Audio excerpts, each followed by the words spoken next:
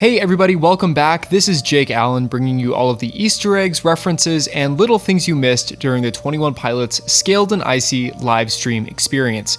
It was weird, it was awesome, it was beautiful, and I'm here to talk all about it. At the very beginning of the live stream, we see a control panel which is seemingly located in the bowels of Dema. We also see 9 buttons that correspond to the 9 bishops of Dema. Sakarver is lit up, and Nico briefly flashes. Now I'm sure you know this, but Nico is the bishop that is responsible for Tyler and Tyler's district within Dema. If one of the citizens within that district of Dema tries to escape, Tyler included, then Nico is responsible for going out and capturing them to bring them back into the city. Once the switch is pulled, the live stream begins with a classic intro sequence that imitates morning news shows. Think Good Morning America style, only with Good Day playing in the background. I honestly can't believe that I didn't catch that Good Day Dema, the logo we saw on all of the marketing material, corresponds to the song Good Day, which literally is the theme song of this show.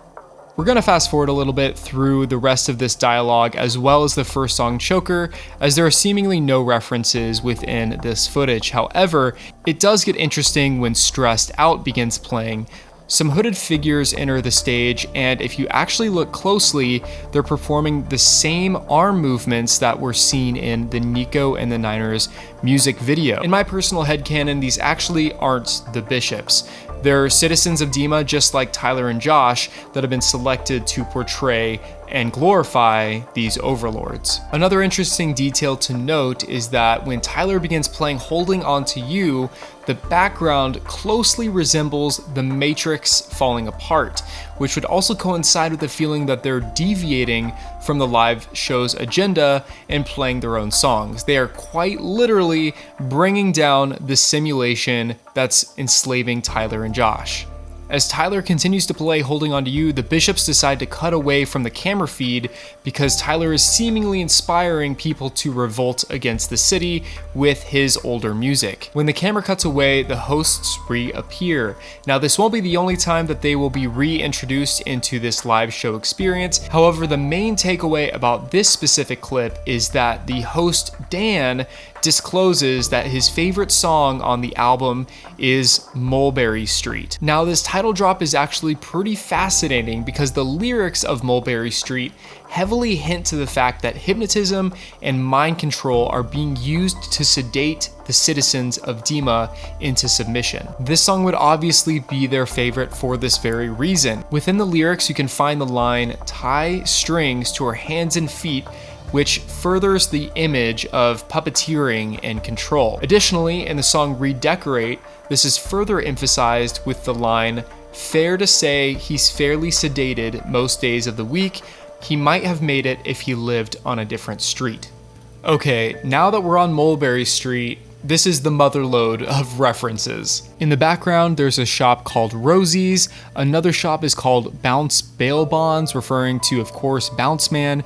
Another storefront is labeled Saturday's Paint Supply, obviously referencing to the lyrics Paint This Town within the lyrics of the song Saturday. There's another shop called Bayou with Ned's head as the logo, the only real reference to Ned we've had during this entire album cycle so far, outside of the song Chlorine, which is played a little bit later. We get a new definition of FPE, of course in Blurryface, it stood for the few, the proud, and the emotional. In Trench, it stood for Failed Perimeter Escape, as well as Fine Pool Equipment. And already within the Scaled and Icy era, we have 2 new definitions, the feature, performance event, as well as food, petrol, etc. This is another little headcanon piece, but I don't think that Mulberry Street, as depicted within the live stream, is truly representative of what Dema actually looks like. The set that we're seeing was put together by the bishops to make this place feel warm and familiar so they can lure people in order to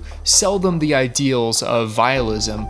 We've seen what Dema looks like in the Nico and the Niners music video. It's dark, dreary, and depressing. This set is solely here to serve as bait to bring more people in. After Mulberry Street concludes, we cut back to the hosts Dan, and Sally, who are now speaking to each other in regards to the show, their voices seemingly calm and subdued. Now, this was the part that I was legitimately the most intrigued by, because I was really hoping for more overtly lore-focused segments during the concert. So, as someone who's really fascinated by the lore of this music, this part single-handedly was the most fun to dissect during the entire show.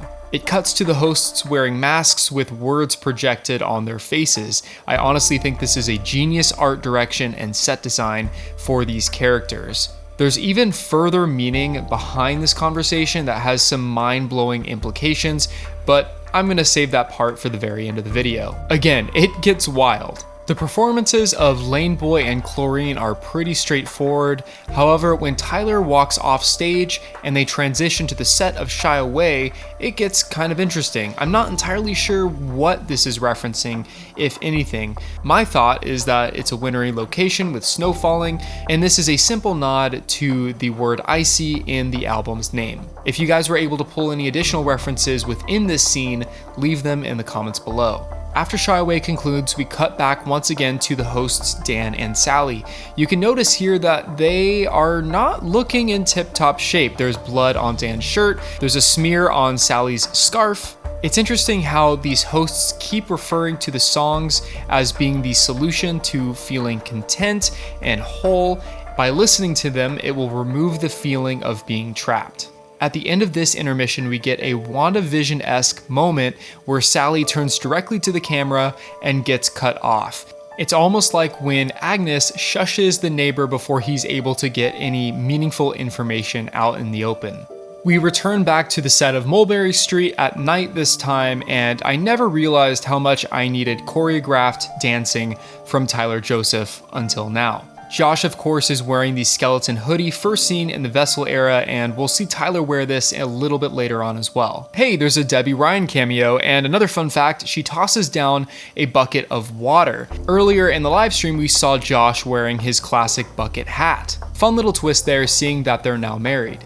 Even though I said that the most intriguing part of this entire show for me was when the hosts were talking back and forth with the masks, this is single-handedly the most beautiful part to this live stream experience. The transition from the water to the galaxy is incredible, and playing a stripped back version of Heathens definitely emphasizes the mood of being alone. Speaking of being alone, Tyler is now seen totally isolated in a boat within a simulated ocean, which just so happens to be my favorite part of the show. Although this may be a little bit of a stretch, this scene reminds me of the movie Truman Show starring Jim Carrey, where if you haven't seen that movie, spoilers, because in that movie, his character uses a boat to escape the captivity that he's resided in during his entire life, which just so happens to be a massive movie set, where people are watching him 24/7 for pure entertainment. This is strangely similar to how Tyler is trying to escape the TV show set in Dema. We also see the letters OH on the side of the boat, and I think this is a cute little nod to Ohio, the origins of the band, as well as the birthplace of both Tyler and Josh. When Tyler sings both of these songs, the stripped back version of Heathens and Trees, like I mentioned earlier, they really emphasize the feeling of loss, desperation, and feeling of isolation that Tyler is feeling within Dema while unable to exit. After Trees concludes, we cut to Josh carrying the same torch that he carried during the live shows after the debut of Trench.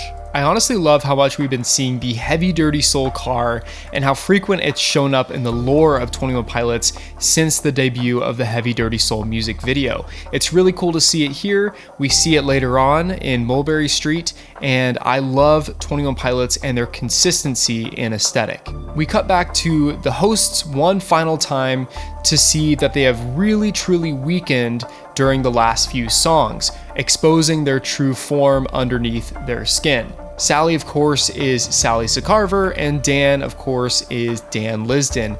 This is confirmed within the credits of the live show, where we see that they are actually portraying these bishops. Tyler and Josh's truth in their messages in their older songs that they continually play during the entirety of the show cannot be contained by Dema, and the hosts' true forms are slowly becoming revealed. This is evidence to the fact that this show was fully intended by Dema to be propaganda until something went horribly wrong during the show. At the end of this transmission, they reference no chances of escaping. Other than Tyler's wife Jenna showing up during Saturday, there are really no references up until car radio. After they conclude car radio, these red lights come down and sirens begin to go off, sounding an alarm. Now, if you were to ask me, I think that this is signifying that somebody has tried to escape Dema. A perimeter escape is in progress. Notice how when the sirens start to blare, Tyler is the only one who's walking calmly. Everybody else involved in the live stream is frantically running around aimlessly. It's almost as if Tyler expected this to happen and it was planned from the start. Another interesting thing to note is the alarms going off weirdly line up and sound similar to the alarm sounds found within the song No Chances. So that leaves the question, who is escaping? Who is trying to hop the walls of Dema or trying to go under so they can escape the city? I promise we're almost there, just a couple more tidbits before we answer that question. Tyler walks up to the set of Mulberry Street once again. We see the Heavy Dirty Soul car at the end of the block, and they start the song Never Take It, which is Tyler's final act of rebellion against the bishops, proclaiming that they will not allow themselves to be weaponized for Dema's agendas. At the very end of the show, we see Tyler drop his guitar next to the figurine of Trash the Dragon. I am still wanting them to officially confirm what Trash represents, but I think the use and the indication of his presence here is really great. When Tyler returns to the set of Dema, it resumes as if this never happened, and he was only fantasizing about rebelling all along. Tyler finishes with the lyrics from Choker, which concretes the idea that he is truly stuck and no one is coming to rescue him. I know everybody hates it when a movie or a TV show uses the explanation, "it was all a dream," but I think here it fits, and I truly believe that this took place in Tyler's head. Further evidence to back this up is at the very beginning of the live stream, the hosts are asking where Josh is and request him to come out and reveal himself, as if they didn't know where he already was. If this was taking place in reality, they wouldn't be asking him to come out.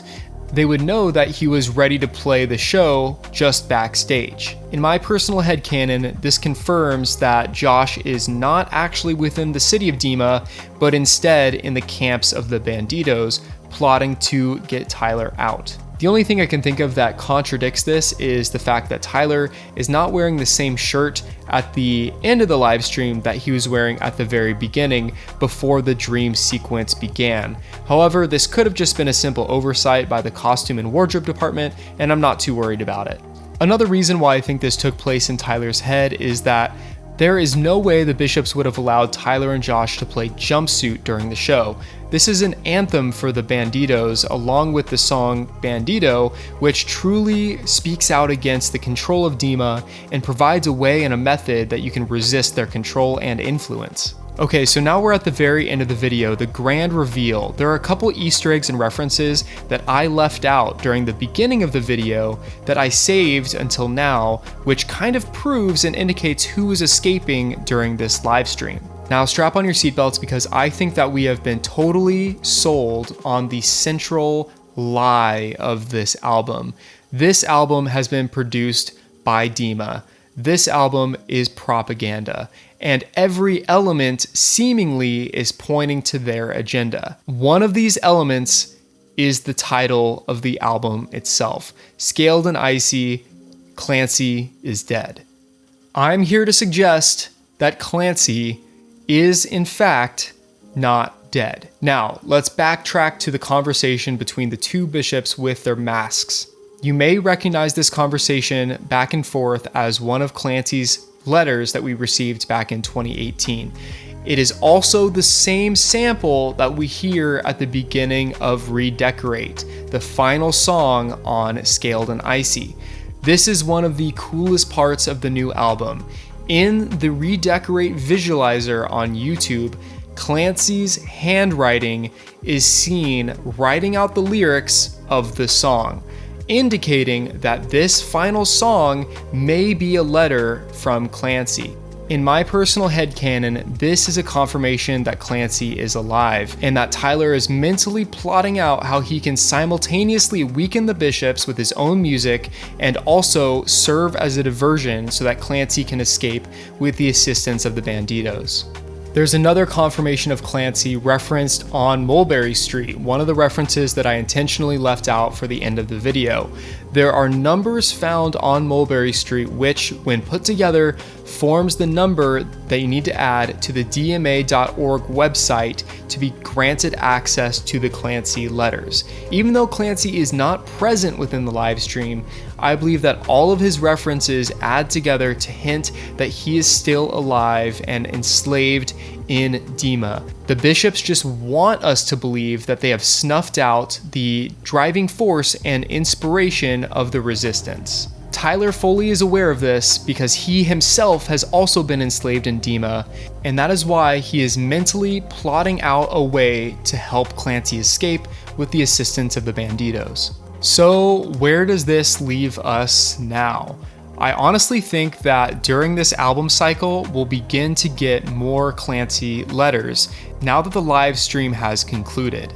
These letters will of course reveal that Clancy was alive the whole time, and they may detail his captivity from his perspective. Additionally, I think these Clancy letters will again tease the next album, the true sequel to Trench, where we see the finale and the final battle between Tyler, Josh, the Banditos, and Dema. I'll summarize my thoughts on how I believe this last album will end in another video for another time. But I think that if we look back on the history of 21 Pilots and what they've been building towards this whole time, I think that we can determine that there are a couple of potential outcomes for how this will all conclude. So that's it. That's everything I was able to pull from this Dema experience and live stream. If I missed anything, don't hesitate to put it in the comments, but I am very satisfied with this live stream, and I honestly had incredibly high expectations, and even those incredibly high expectations were blown away. What did you guys think about it? Let me know in the comments below. Hey everybody, thank you so much for getting to the end of the video. I really appreciate it. It's currently 3 in the morning. This one was a beast to edit, and I couldn't have done it without my very first supporter on Buy Me a Coffee, Safaro. If you haven't heard of Buy Me a Coffee, it's a cool donation service where you can tip your top creators on YouTube or whatever platform in increments of coffee. I drink coffee every single time I sit down to edit or shoot a video, and Safaro donated, and I got a medium iced Americano with oat milk and vanilla. So it's actually all gone now, but thank you so much, Safaro, for purchasing the coffee for me, which served as the fuel for this video. If you're interested in donating, check out the link in the description. Really cool service. It helps fuel future passion projects. So Safaro, thank you so much again. And yeah, guys, Scaled and Icy. This is crazy. I'm excited to see where it goes and where it morphs into. I have thoughts on the album now that I've listened to it 3 or 4 more times, and I think I'm gonna do like a week in review video, letting you know my thoughts on the album and track placements and rankings where I think I should order them and how I would order them. I think that'd be a fun video. And I also want to talk about how the Dema storyline can end as well. The 3 potential outcomes that I personally see happening, and I just want to open that up to discussion in a future video. So thank you guys so much for watching. I'll catch you guys in the next video, and I'll see you when I see you.